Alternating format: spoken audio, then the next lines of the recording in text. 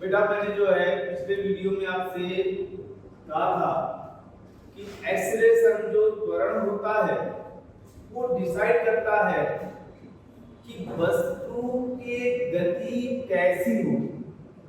एक सरल रेखीय गति होगी, स्ट्रेट लाइन मोशन होगा, या प्रोजेक्टाइल मोशन है, या सर्कुलर मोशन। तो ये बात कैसे क्लियर होगा कि वस्तु की गति कैसे। तो जरा देखिए, मान लीजिए एक वस्तु है, उसकी गति के बारे में आप लोग जब चर्चा करते हैं तो हम लोग कहते हैं कि 1D 2D और 3D, 1 डायमेंशनल 2 डायमेंशनल 3 डायमेंशनल। वो बात की बात पहले यहाँ कि x और y पैरामीटर। मान लीजिए कि कोई वस्तु है,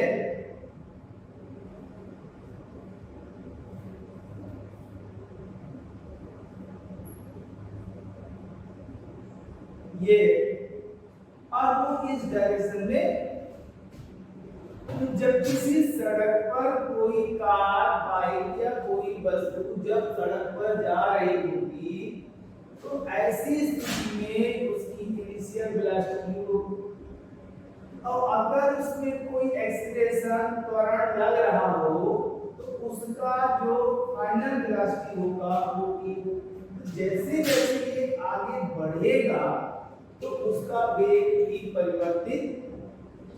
अब जरा ध्यान देना, यहाँ जो एक्सीलरेशन है, जो त्वरण है, ये त्वरण है, वो इस वेग का परिमाण बदल रहा है या उसकी डायरेक्शन बदल, परिमाण बदल रहा है या उसकी दिशा बदल रहा है। सोचने वाली बात। तो देखिए यहाँ पर अगर मान लीजिए 20 मीटर पर सेकंड है और ये आपका 40 मीटर पर सेकंड होगा, तो इसका मतलब है कि वेलोसिटी का मैग्नीट्यूड यानी परिमाण चेंज हो रहा है, परिमाण बदल रहा है 20 से, लेकिन डायरेक्शन, दिशा वही है।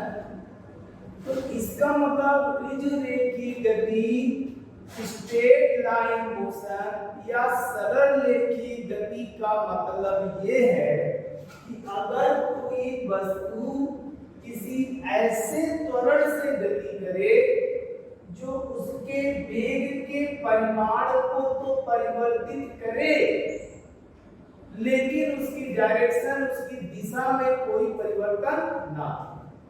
अगर त्वरण परिमाण बदलता है और दिशा में कोई परिवर्तन नहीं करता तो इस तरह की गति को हम स्ट्रेट लाइन मोशन या रेखीय गति कहते हैं। क्लियर हुआ? एक्सीलरेशन त्वरण परिमाण को बदले लेकिन डायरेक्शन, दिशा को ना बदले तो ऐसी गति को हम क्या कहते हैं? सरल रेखीय गति। क्लियर हुआ? परिमाण बदला, दिशा। दूसरी बात बेटा, दूसरी बात ये है कि अगर कोई वस्तु किसी ऐसे त्वरण से गति करे, ये कौन सी गति है? स्ट्रेट लाइन, सरल रेखीय। अगर कोई वस्तु ऐसे त्वरण से गति करे जो परिमाण बदले, दिशा ना बदले, दिशा में परिवर्तन ना हो, डायरेक्शन चेंज ना हो, तो सरल रेखीय। और अगर कोई वस्तु ऐसे त्वरण से गति करे जो उसके परिमाण में परिवर्तन ना करे, परिमाण में परिवर्तन ना करे, केवल और केवल दिशा में परिवर्तन करे, तो वो क्या हो?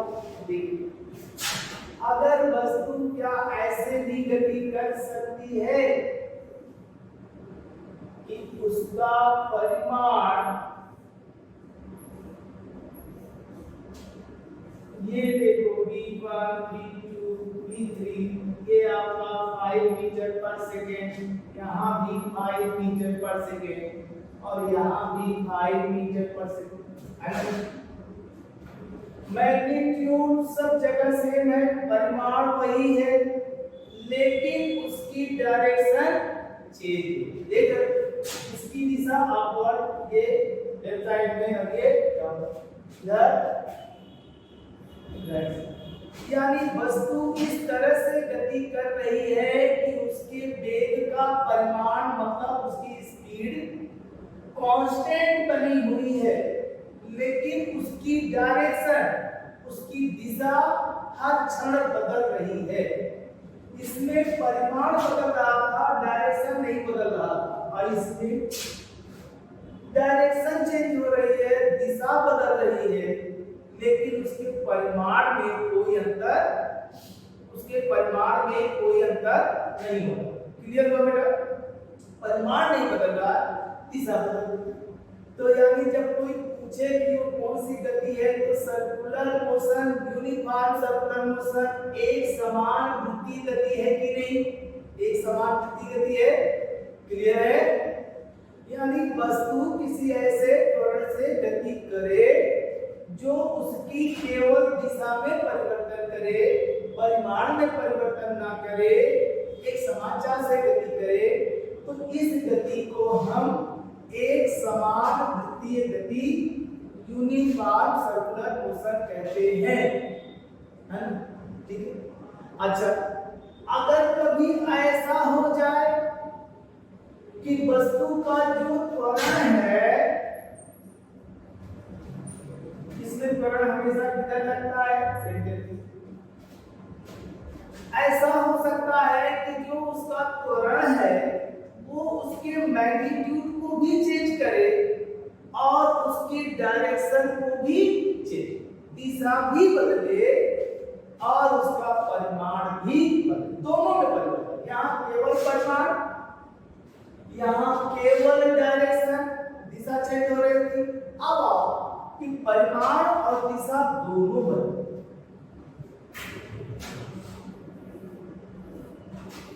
किसी गेंद को फेंकते तो अगर वो गेंद जा रही है और ऐसे, तो बेटा यहाँ देखो किसी वेग से आपने फेंका तो जा, इसमें भी तो त्वरण होगा, त्वरण होगा, लेकिन इसमें कौन सा त्वरण होगा?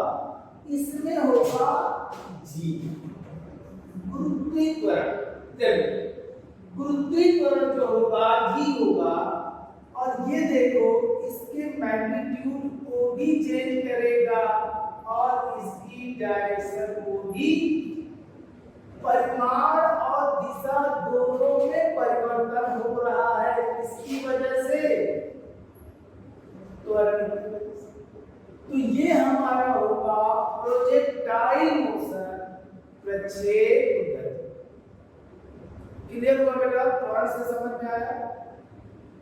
पहली बात, त्वरण कहते हैं किसी वस्तु के वेग परिवर्तन की समय दर को त्वरण कहते हैं। वस्तु के वेग में 1 सेकंड में जो परिवर्तन होता है उसको त्वरण कहते हैं। कहने का मतलब change of velocity with respect to time, change of velocity with respect to time, acceleration करना। अब उसके बेस पर सबसे पहले हमने आपको स्ट्रेट लाइन बताया कि अगर वस्तु ऐसे त्वरण से चल रही है जो उसके परिमाण को बदल रहा है, मैग्नीट्यूड चेंज कर रहा है, लेकिन डायरेक्शन, दिशा में कोई परिवर्तन नहीं कर रहा, तो वो सीधी सड़क पर जाएगी, तो सरल रेखी। या किसी गेंद को आपने ठीक ऊपर फेंका और वो ठीक नीचे से आए, यानी ऊपर गया और फिर नीचे आया, तो यहाँ पर त्वरण की जगह जी होगा, लेकिन देखिए ये स्ट्रेट लाइन होगा, डायरेक्शन नहीं बदल रहा, केवल परिमाण बदल। तो ये हो या ये हो, ये स्ट्रेट लाइन मोशन, सरल रेखा। अगर त्वरण परिमाण नहीं बदल रहा है, मैग्नीट्यूड में चेंज नहीं कर रहा है, केवल उसकी डायरेक्शन बदल रहा है, दिशा बदल रहा है, डायरेक्शन में चेंज हो रहा है, तो इसका मतलब है, डायरेक्शन में चेंज हो रहा है, इसका मतलब है कि ये कौन सी गति होगी? वृत्तीय गति, एक समान वृत्तीय गति, यूनिफॉर्म सर्कुलर मोशन, मतलब वस्तु एक समान चाल से वृद्धि पथ पर गति कर रहा है, तो एक समान वृद्धि गति। लेकिन अगर त्वरण उसके मैग्नीट्यूड को भी चेंज कर रहा है, परिमाण भी, और उसकी डायरेक्शन, उसकी दिशा को भी परिवर्तित कर रहा है, तो परिमाण भी बदल रहा है, दिशा भी बदल रहा है, तो इस प्रकार की गति को हम प्रोजेक्टाइल मोशन, प्रक्षेप गति कहते। क्लियर हुआ बेटा? चलो अब सबसे पहले हम आपको ये पढ़ा स्ट्रेट लाइन, सरल रेखीय गति, फिर आपको प्रोजेक्टाइल, सर्कुलर और रोटेशनल, प्रक्षेप गति, वृत्ति गति, घूर्णन गति पढ़ाएंगे। लेकिन उससे पहले आपको स्ट्रेट लाइन मोशन पढ़ाने के बाद, 1D पढ़ाने के बाद हम आपको वेक्टर पढ़ाते हैं। वेक्टर क्या होता है? वेक्टर कोई टॉपिक ऐसा नहीं है, आप लोग मैथ में पढ़े होंगे, लेकिन वेक्टर के कुछ जो फार्मूले हैं उसको हमें यूज करना पड़ेगा। वो इस प्रोजेक्टाइल मोशन में, सर्कुलर मोशन में, 2D मोशन में, 3D मोशन में उस वेक्टर के फार्मूलों का हमको यूज करना पड़ेगा। तो अगर बेटा आपको वेक्टर का वो फार्मूले पता नहीं होंगे तो कुछ प्रॉब्लम आए, है ना? लेकिन कोई बात नहीं, हम पहले स्ट्रेट लाइन मोशन पढ़ाएंगे और उसके बाद फिर हम आपको वेक्टर पढ़ा करके, और जब वेक्टर के फार्मूले जो हमें यूज में लाने हैं बस उतना, उसको जानने के बाद फिर हम प्रोजेक्टाइल और सर्कुलर और रोटेशनल पढ़ेंगे। इस तरह से मोशन का चैप्टर आगे बढ़ता। ठीक, तो आइए आपको पढ़ाते हैं स्ट्रेट लाइन मोशन, सरल रेखीय।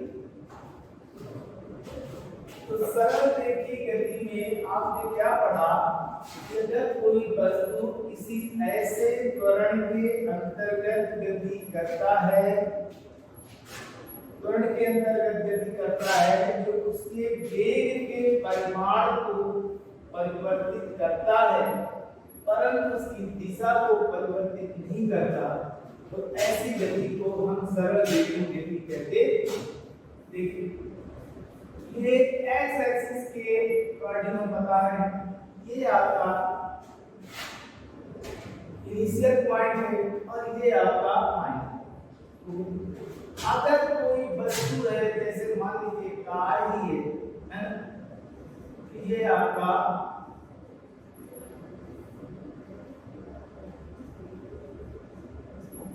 यो, अब इसका जो प्रारंभिक वेग है वो इनिशियल वेलोसिटी, इसमें लगने वाला एक्सीलरेशन त्वरण ए, ये आपका इनिशियल वेलोसिटी प्रारंभिक वेग है और ये इसमें लगने वाला त्वरण है एक्सीलरेशन। कुछ समय के बाद डेल्टा टी टाइम के बाद ये यहां से s दूरी तय करके यहां पहुंच जाता है जहां इसका अंतिम वेग v, इनिशियल वेलोसिटी u है, फाइनल वेलोसिटी v है और जर्नी के दौरान लगने वाला एक्सीलरेशन त्वरण a है और टाइम ड्यूरेशन डेल्टा t है और इसमें वो s दूरी तय करता। एक और इसमें जो ये एक्सीलरेशन a है वो क्या है? कांस्टेंट। अभी हम लोग ये मान के चलेंगे कि त्वरण जो भी है ना वो नियत त्वरण पे, यानी अगर 2 मीटर पर सेकंड स्क्वायर है तो पूरी जर्नी के दौरान एक्सीलरेशन 2 मीटर पर सेकंड स्क्वायर ही होगा। ऐसा भी होता है कि आपका जो एक्सीलरेशन है वो भी चेंज होता रहे, लेकिन अभी आपका जो सिलेबस है उसके हिसाब से आप एक constant due to a constant acceleration, एक नियत त्वरण से गतिमान वस्तु के बारे में समझ रहे हैं। ठीक है, तो ये कांस्टेंट है। अब रही बात बेटा, इसमें आपका जो आता है त्वरण, वो त्वरण क्या होता है? त्वरण होता है वेग परिवर्तन, बताए थे चेंज ऑफ डायरेक्शन और समयांतर। इसका मतलब हुआ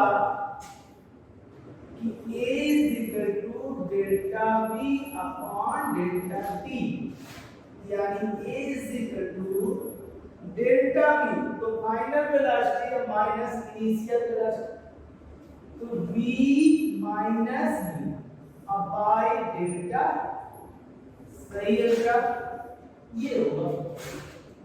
मान लेते हैं delta t is equal to t, ठीक है, a is equal to b minus u by t, यानी at is equal to b minus, यानी b is equal to u plus b is equal to u plus. देखिए हमने acceleration के फार्मूले से, त्वरण के फार्मूले से हमने एक रिलेशन, एक इक्वेशन निकाला जिसमें initial velocity, final velocity, acceleration और टाइम के बीच ये रिलेशन आप जानते हो बेटा। सरल रेखीय गति, स्ट्रेट लाइन मोशन के ये जो गति के जो समीकरण है, इस समीकरण को किसने, गति के समीकरण को किसने, न्यूटन ने, आइंस्टीन ने, गैलीलियो ने, किसने दी? तो समझ गए। बार बार आप सुनते हो कि गति के नियम, गति के नियम किसने दिए? न्यूटन। तो न्यूटन ने गति की ला, न्यूटन फर्स्ट ला, सेकंड ला, थर्ड ला है, वो न्यूटन के गति के नियम है। यहाँ क्या, वो इनर्शिया का नियम है, जड़त्व का नियम है न्यूटन के लिए। लेकिन यहाँ हम आपसे पूछ रहे हैं कि गति के समीकरण, इक्वेशन, ये जो गणनाएं हैं, प्रारंभिक वेग, अंतिम वेग, त्वरण, समय, दूरी, विस्थापन, है ना, इनमें जो रिलेशन बताया वो किसने, वो आपको बताया था किसने, गैलीलियो, है ना। देखिए v is equal to u plus, ये आपका स्ट्रेट लाइन मोशन गति के समीकरण का पहला समीकरण, तो v is equal to u plus. अब बेटा दूसरा क्या है, दूसरा है s is equal to ut plus half at, s is equal to ut plus half at square, ये आपका दूसरा। तीसरा समीकरण क्या है, तीसरा समीकरण है v square is equal to u square plus 2as, v square is equal to u square plus 2as। समझ में आ गया। प्रारंभिक वेग, त्वरण, समय, विस्थापन, दूरी, ut plus half at square, v square u square plus 2a। Clear. अब देखो, अगर यहाँ त्वरण जो है वो पॉजिटिव, अगर त्वरण a क्या हो, ये जो त्वरण है वो नेगेटिव हो, माइनस में हो, इस कैसे पता चलेगा, एक्सप्रेशन नेगेटिव है। अगर उस वस्तु का वेग पर सेकंड डिक्रीज होता जा रहा है, घटता जा रहा है, इसका मतलब उसका त्वरण ऋणात्मक है ना। अब जब उसका त्वरण ऋणात्मक है तो देखा जाए ये एक्सप्रेशन क्या बन जाएंगे, तब बनेगा आपका v is equal to u, अब देखो प्लस a है, यहाँ माइनस है, तो u माइनस at, और s is equal to ut minus half at square, और तीसरा v square is equal to u square minus 2as, ये आपके गति का। तो पहला, दूसरा, तीसरा जब पॉजिटिव हो, है ना, यहाँ पर, और जब नेगेटिव हो तो ये। बेटा एक और इक्वेशन आपसे पूछा जाता है, एक और इक्वेशन बनता है जब ये कहा जाता है कि एक वस्तु है, उसका इनिशियल वेलोसिटी ये है, उसका फाइनल वेलोसिटी ये है और ये टाइम है, ऐसा लिखा है, तो आपसे पूछा जाता है 30 सेकंड में, यानी 5 सेकंड में कितना दूरी तय करे, 10 सेकंड में कितना तय करे, 15 सेकंड में कितनी दूरी डिस्टेंस कवर करे, ये आप तो आप निकाल लेते हो। ये सिंपली कर लीजिए प्लस हाफ के स्क्वायर चाहे माइनस, हां।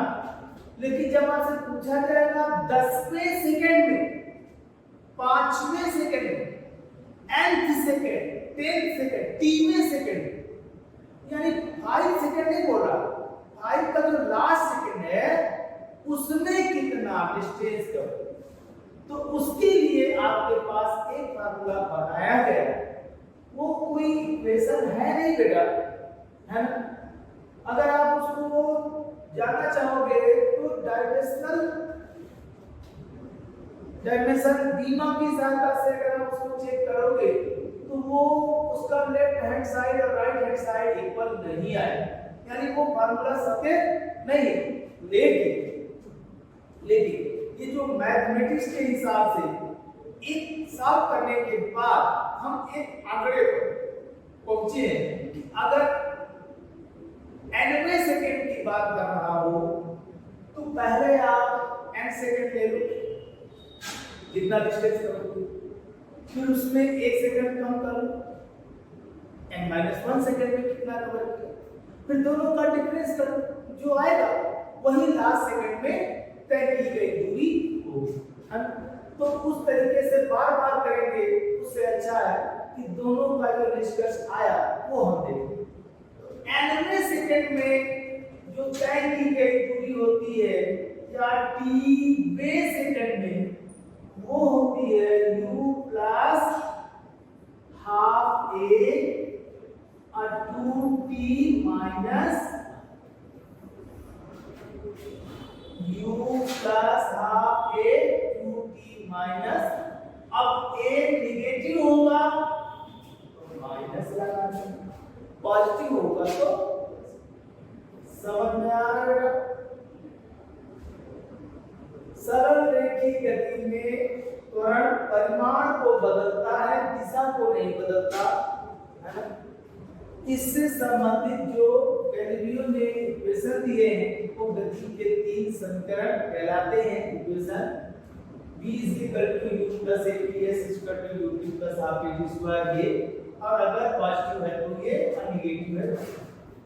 nवें सेकंड में, tवें सेकंड में जो तय की गई दूरी का फार्मूला होता है तो u plus half a t minus या नेगेटिव माइनस हो गया। अब बात आई स्ट्रेट लाइन मोशन तो है लेकिन x एक्सिस की डायरेक्शन, अभी हमारे पास तो और डायरेक्शन है, ये x एक्सिस हो गया बेटा। अब अगर कोई बॉल है अपवर्ड y एक्सिस, इस डायरेक्शन में तो त्वरण a हो और y एक्सिस को फेंका जाए तो एक्सेलरेशन क्या होगा, g, a g होगा, और ये आपको निकालना है। तो देखते हैं कि अगर किसी बॉल, किसी गेंद को y एक्सिस पर अगर दिया जाता है तो उस समय उसके गति के समीकरण में क्या परिवर्तन होगा उसको देखिए। अगर इसको ऊपर देखा जा रहा है, इसकी इनिशियल वेलोसिटी u है और फाइनल वेलोसिटी v है, एक्सीलरेशन g है और यहाँ टाइम t है, तो इक्वेशन क्या होगा? तो देखिए बेटा, a की जगह पर क्या होगा, g, a की जगह पर g होगा। अब आप देखिए, पहले अगर कोई गेंद है वो ऊपर से नीचे की ओर गिरे तो इनिशियल वेलोसिटी u और उसकी फाइनल वेलोसिटी v, जो एक्सेलरेशन होगा वो g और जो टाइम होगा वो।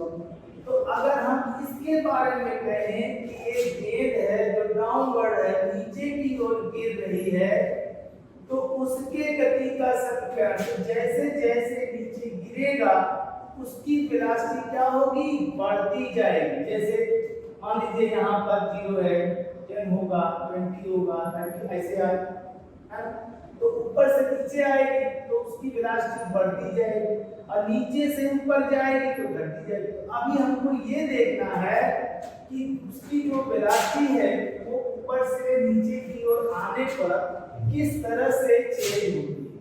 तो हमारा इक्वेशन होगा पहला v = u प्लस at नहीं होगा, u प्लस dt होगा, और दूसरा s की जगह पर क्या यूज करेंगे बेटा, हाइट h, तो s की जगह पर होगा h ut plus half gt, सही है। और तीसरा होगा v square equal to u square plus 2gh होगा। जब बॉल नीचे आ रही है तो ये होगा u प्लस gt, एक की जगह gt, ut plus half gt square, और v square u square plus 2gh होगा, सही है। अच्छा, जब ये ऊपर फेंकी जाएगी तब क्या होगा, तो जैसे ही बॉल ऊपर फेंकी जाएगी तो g माइनस में होगा, तो जब ये ऊपर फेंकी जाएगी तो हर को इसमें क्या करेंगे, माइनस माइनस लगा दो, यानी वेग जब ऊपर से नीचे गिर रही है तो g पॉजिटिव होगा, प्लस में होगा, और जब नीचे से ऊपर फेंका जा रहा है तो ऐसे में वो क्या होगा, नेगेटिव। ठीक है, आगे बात समझिए। इसका मतलब हो गया कि किसी गेंद को ऊपर से नीचे फेंका जाए या नीचे से ऊपर फेंका जाए तो उसकी गति के समीकरण और स्ट्रेट लाइन में जो इक्वेशन है x अक्ष का, दोनों में कोई अंतर नहीं है। बस हमको क्या करना है, एक की जगह पर g रख देना है और s की जगह पर h रख देना है, इतना ही काम आपको करना, ठीक है। हम आते हैं उस इक्वेशन के यूज की बात। हाँ, एक बात, इसमें भी अगर आपसे पूछता है टीवें सेकंड में तो क्या होगा, h टीवें सेकंड में, तो आपको मिलेगा u प्लस हाफ g और 2p माइनस ये फार्मूला यहाँ भी लागू। ठीक है बेटा, चलिए अब आगे बढ़ते हैं। इस फार्मूले को ध्यान रखते हुए अगर इससे संबंधित कोई क्वेश्चन पूछा जाए हम सॉल्व कर ही लेंगे, है? तो ठीक है, देखिए एक दो जनरल क्वेश्चन है तो आपसे पूछे जाते हैं, उसको देखा जाए। जैसे मान लीजिए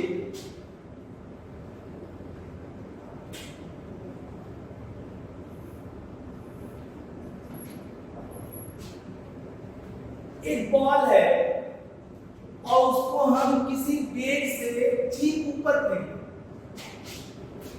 तो अगर हम उसको u मीटर पर सेकंड की वेलोसिटी से बॉल को ऊपर थ्रो करेंगे तो जैसे जैसे बॉल ऊपर जाएगा तो उसकी वेलोसिटी क्या होगी, कम, डिक्रीज करती जाएगी, उसका वेग घटता जाएगा बेटा।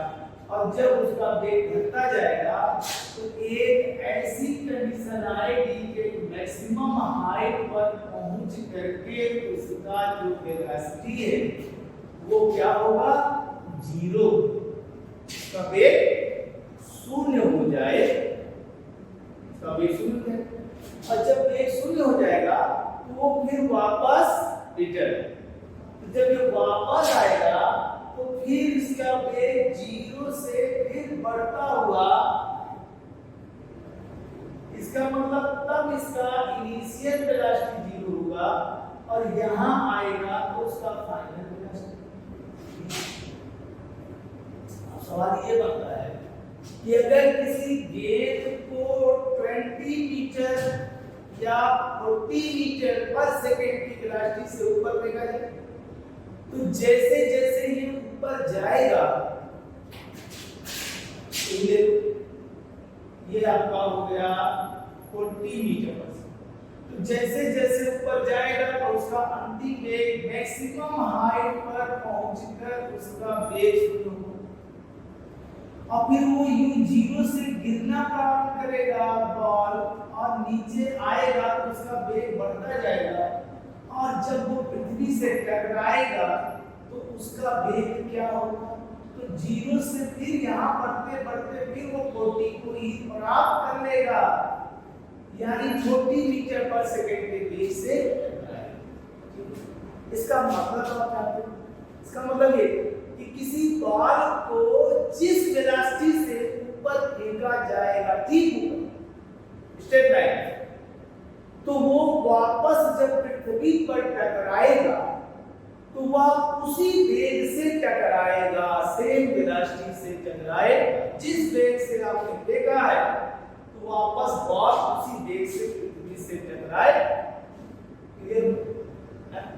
अच्छा, जितना टाइम ये ऊपर जाने में लगाएगा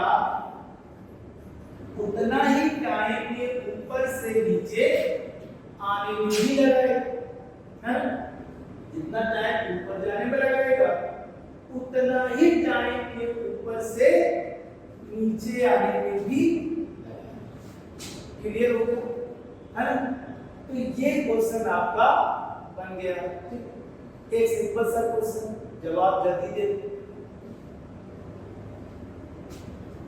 एक बॉल है, एक लड़का उसे 20 मीटर पर सेकंड के वेग से ऊपर फेंकता है ना, 20 मीटर पर, तो कितने समय बाद वो पृथ्वी से टकराएगा?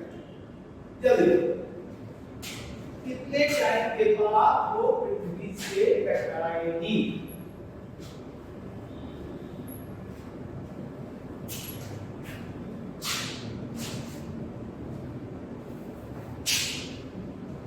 समीकरण आपके सामने है, जो भी है आप यूज करके बता दीजिए।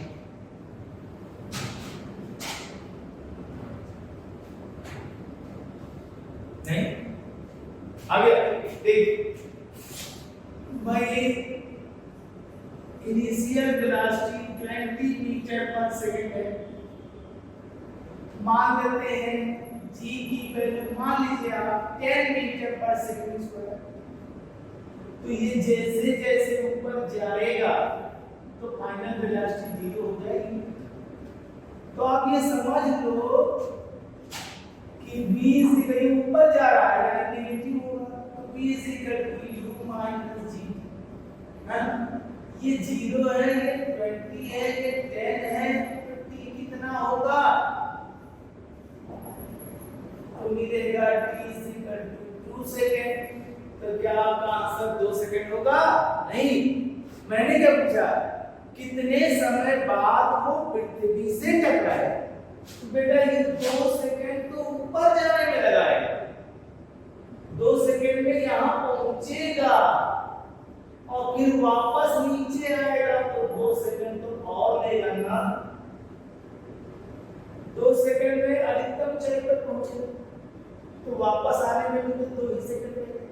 तो मेरा सवाल था कि 20 मीटर पर सेकंड के वेग से फेंका, तो कितने समय बाद वो पृथ्वी पर लौटकर, तो 20 और 2 और 2 यानी कितना हो जाएगा? 2t, यानी 4 सेकंड के बाद, फेंकने के 4 सेकंड के बाद वो पृथ्वी से टकराए। ठीक है बेटा, समझ में आया? ओके, थैंक यू बेटा। अगली क्लास में, अगले वीडियो में हम मिलेंगे आपसे और यही क्वेश्चन के चैप्टर को आगे बढ़ाएंगे। क्वेश्चन का चैप्टर बहुत इंपॉर्टेंट है और इससे बहुत सारे क्वेश्चन पूछे जाते हैं। आप इसके हर एक पॉइंट पे, हर एक टॉपिक को ध्यान से देखते हुए उस बारीकियों को समझिएगा बेटा, क्योंकि इसके क्वेश्चन आने हैं और जो भी समस्या है वो यहीं पर है, आगे नहीं। जिसे ये समझ में आ गया, जिसे इसका यूज समझ में आ गया, जिसे इक्वेशन लगाना आ गया, इसका मतलब है कि फिर उसे कोई समस्या नहीं होगी। कहने का मतलब जो फार्मूलों से खेलना सीख गया, फार्मूलों से खेलना सीख गया, उसका सही यूज सीख गया, तो फिर उससे बढ़ के कोई किताबों का सही इस्तेमाल कब कैसे कौन सा फार्मूला कैच करें, हैं कितना जल्दी सोच पाते हो, वही आपका बेस बना। इसमें अप्लाई ही करना है बेटा, कोई ला कर नहीं देगा तो पूछो सर इसमें कौन सा फार्मूला लगाएं, हम बताएं, हम आपको आप सोचो आप। ओके बेटा, थैंक यू।